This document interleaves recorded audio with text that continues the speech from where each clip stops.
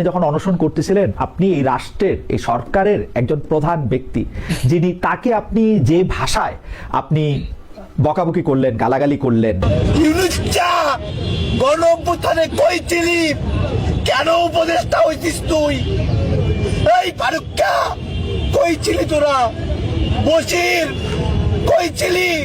কেন উপদেষ্টা হয়েছিস? কি অবদানের কারণে আমরা গুলিবিদ্ধ হয়ে রিমান্ড খাইটাও কেন রাজনীতি করার অধিকার পাচ্ছি না? বা যে ভাষা আপনি তাকে সম্বোধন করলেন, এটা কি ঠিক আছে? মানে is it okay for you? জানো তার।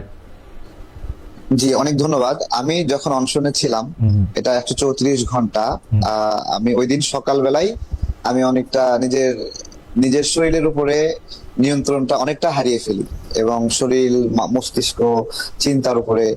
এবং এর ফলে আমি শুধু ডক্টর ইউনূস না, ইলেকশন কমিশনের ব্যক্তিবর্গের বিরুদ্ধেও আমি অনেক রাগারাগি করি। এবং যার ফলে ইলেকশন কমিশনার, তারা তো শুধু চাকরি করেন না, তাদের পরিবারও আছে। সেই পরিবারের মানুষগুলো তাদেরকে জিজ্ঞাসা করেছেন যে কি চাকরি করো, তোমাকে এই মানুষ সমালোচনা করে। তো সেই পরিবারগুলো অনেক কষ্ট পেয়েছে, এটা আমি বুঝছি। কিন্তু ডক্টর ইউনূস স্যার সহ সামগ্রিকভাবে যে সমালোচনা এসেছে, আমরা জুলাই গণ অভ্যুত্থানে, আমি আপনার হলো অনেকগুলো, এই গণ অভ্যুত্থানে প্রায় 4-5টা মামলার আমি গুরুত্বপূর্ণ আসামি, সেটা অবশ্যই 6-এর মধ্যে সবগুলো আসামিতে 1 নাম্বার আসামিও আছে।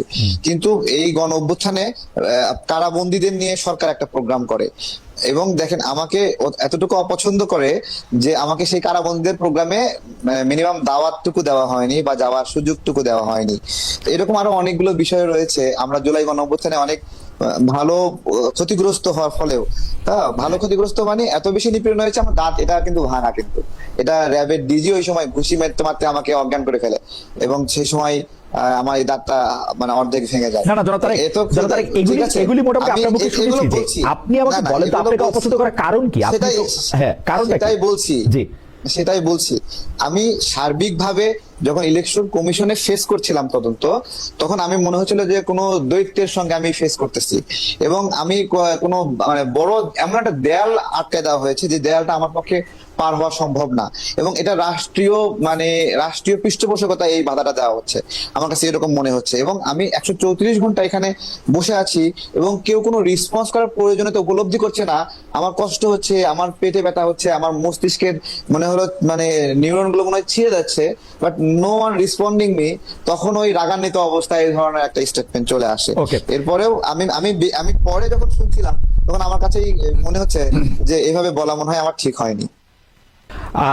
কিন্তু আপনি এনসিপির সদস্যদের বিরুদ্ধে, অনেক সময় যারা উপদেষ্টা আছেন তাদের বিরুদ্ধে আপনি যেগুলো অভিযোগ করেছেন, সেসব অভিযোগগুলি কি হিয়ারসে, নাকি আপনার কাছে কোন রকম কোনো প্রমাণ আছে?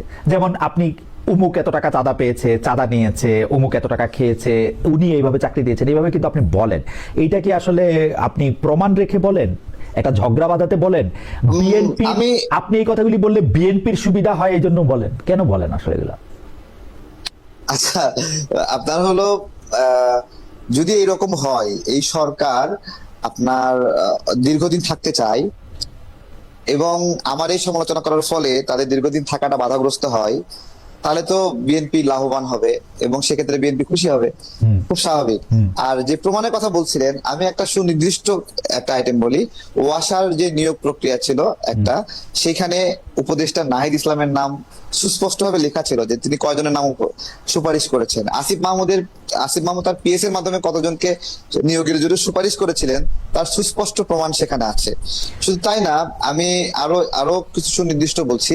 একজন সচিব আছেন যিনি জেল থেকে একটা প্রতিষ্ঠান চালাচ্ছেন, আপনার হলো তাকে কয়েকশো কোটি টাকার একটা প্রজেক্ট আসিফ মাহমুদ দিয়েছে, ঠিক আছে? এবং আসিফ মাহমুদ দেখেন নিজে বলছে যে এই সময়ে এসে 10 থেকে 20 কোটি টাকা না হলে নির্বাচন করা যায় না। তাহলে সে এখন বলছে ঢাকা 10-এ নির্বাচন করবে। আমার প্রশ্ন হলো, তাহলে কি তার 10-20 কোটি টাকা সংগ্রহ হয়ে গেছে? এইভাবে তো অঙ্ক মিলে না। প্রথম কথা আমি বলি,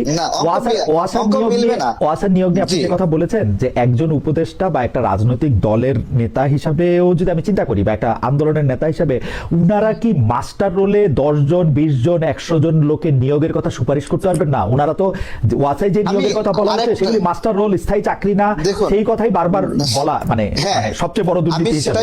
আপনারা আপনারা অবশ্যই মাঝে মাঝে প্রেস ক্লাবে দেখেন যে আউটসোর্সিং এর মাধ্যমে নিয়োগ পাওয়া লোকগুলো চাকরি স্থায়ীকরণের জন্য আন্দোলন সংগ্রাম করে চাকরি স্থায়ী করে নেয়। এটা একটা স্বাভাবিক রাজনৈতিক নিয়োগ যেগুলোকে চাকরিতে স্থায়ী করা হয়। আমি শুধু ওই ওয়াসার বিষয়ে বা এগুলোর বিষয়ে না, আসিফ মাহমুদ একটা বক্তব্য দিয়েছিল ৭৮,০০০ মানুষকে তারা কর্মসংস্থান দিয়েছে, নিয়োগ দিয়েছে।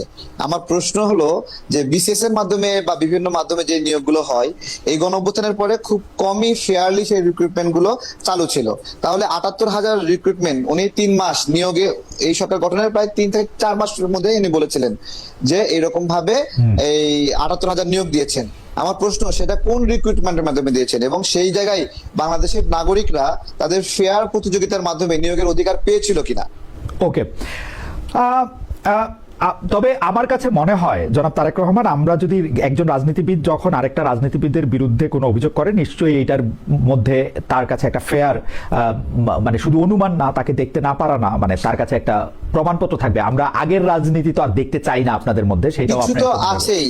আমি বলছি দেখেন, কিছু তো দুর্বৃত্তায়ন আছেই। আপনার হলো সে তার আসিফ মাহমুদ তার পিএস কে যখন দুদকে তলব করলো, তার এনআইডি কার্ড ব্লক করলো, ঠিক আছে, তো এগুলো সব তো বায়বীয় না, তাই না? এগুলো সবগুলো যদি বায়বীয় বলে দেন তাহলে দুর্নীতির বিরুদ্ধে আর কেউ কথাই বলবে না। আর এটা কি এক্স্যাক্টলি আপনার হলো একটা লোক ক্ষমতায় আছে, দায়িত্ব পালন করছে, এক্স্যাক্টলি তার বিরুদ্ধে আপনি অকাট্য দলিল, আপনি আপনার হলো পেন টু পেপারস আপনি পাবেন না, ঠিক আছে? অনেক কিছু না পাইলে আমি বলবো না, না পাইলে আমি এরকম করে তাকে দুর্নীতিগ্রস্ত বলবো না আর কি। না না না না, কিন্তু যে জিনিসগুলো, যে ছোট ছোট পয়েন্টস গুলো বের হয়ে আসছে, আপনি সেই পয়েন্টস গুলো নিয়ে আলোচনা করবেন নাকি মানে কাঁথা দিয়ে ঢেকে রাখবেন? না, যেমন আমি একটা অনুষ্ঠানে আমি শুনতেছিলাম যে আপনি বলতেছিলেন যে উমুক যে এত কোটি টাকা খায় দুবাইতে টাকা পাচার করছে, সেটা আমি জানি, কিন্তু আপনি আসলে কি জানেন সেটাও যদি আমাদেরকে একটু বলতেন, দুবাইতে বা অন্য কোনো দেশে। না না, আমি আপনাকে বলছি, আমি কোন উপদেষ্টা দুবাইয়ে টাকা পাচার করেছে এই ধরনের বক্তব্য দিইনি, এটা তো অন্য কেউ দিয়েছে। বেসিক্যালি আরাফ খান অ্যারেস্ট হয়েছে, সেই বিষয়ে একটা নিউজ হয়েছে যে আরাফ খানকে কোন একটা উপদেষ্টা টাকা পাঠিয়েছে বা টাকা পাচার করেছে, সেটা কিন্তু এই স্টেটমেন্টটা আমি দেইনি, আমি নিউজে দেখেছি, এখনো দেই নাই, ঠিক আছে? তবে আসিফ মাহমুদ এই গণঅভ্যুত্থানের পর দুবাইয়ে যান এবং দুবাইয়ে গিয়ে ওখানে আওয়ামী পন্থী অনেকগুলো নেতার সঙ্গে সেখানে বসেন, তাদের সাথে মিটিং করেন, তাদের কাছ থেকে স্বর্ণের উপহার নেন এবং সেই এই শুভেচ্ছা ফুল নেওয়া দেওয়া এগুলোর ছবি আছে, এগুলো সামাজিক যোগাযোগ মাধ্যমে অলরেডি ভাইরাল হয়েছে সেই সময়। সামাজিক যোগাযোগ মাধ্যমে তো মানে ঠিক আছে জনাব তারেক রহমান।